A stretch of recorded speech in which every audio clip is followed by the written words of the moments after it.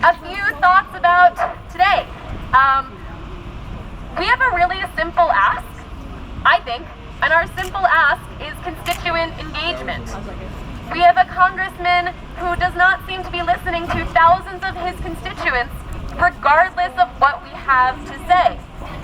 This week in Verona, instead of coming to our town halls, the congressman went to a high school and told a group of high school students that some of their parents were giving the staffers CRAP. So we can certainly talk to the staffers and find out if they didn't like our cake, perhaps.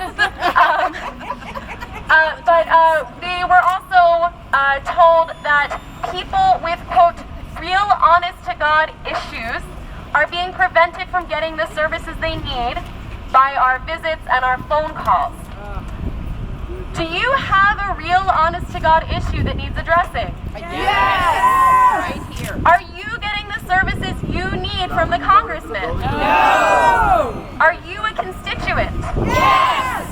So every constituent should have equal access to getting the services they need and having communication with the congressman, regardless of what their concerns are.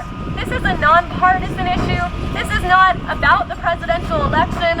This is about accountability. This is about transparency. The congressman held a telephone town hall call this week. Who was on it?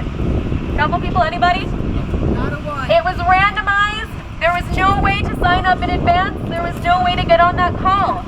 If you want a recording of that call, his office has told us no such thing will be provided.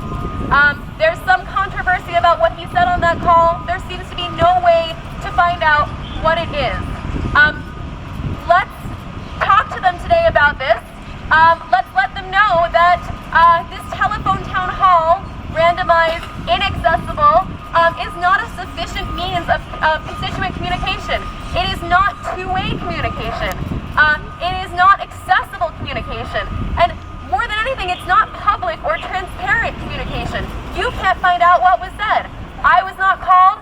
I don't know what happened. A real town hall has access. A real town hall is open to anybody who wants to attend.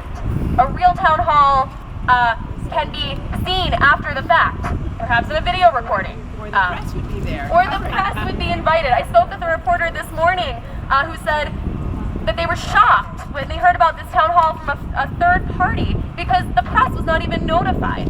That is not a public forum. So there's lots to talk about today, some things that we could talk about. I would like to know what makes an issue a real, honest-to-God issue. What are the criteria? What are they? I suspect we have some real serious, honest-to-God issues and concerns here. I'd like to know, how does the congressman decide what makes a constituent worthy of receiving services and what makes a constituent not worthy of receiving services? So that's one thing.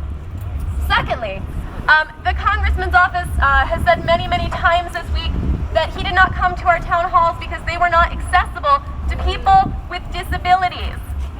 Our disability access coordinator, Elsa, is standing right here. Elsa worked tirelessly for 2 weeks to make sure that our town halls were as accessible as possible. She visited all of the town hall sites, did site access checks. We had designated wheelchair seating. We had designated low visibility seating. Elsa was live tweeting. We were live streaming so people at home could be a part of this.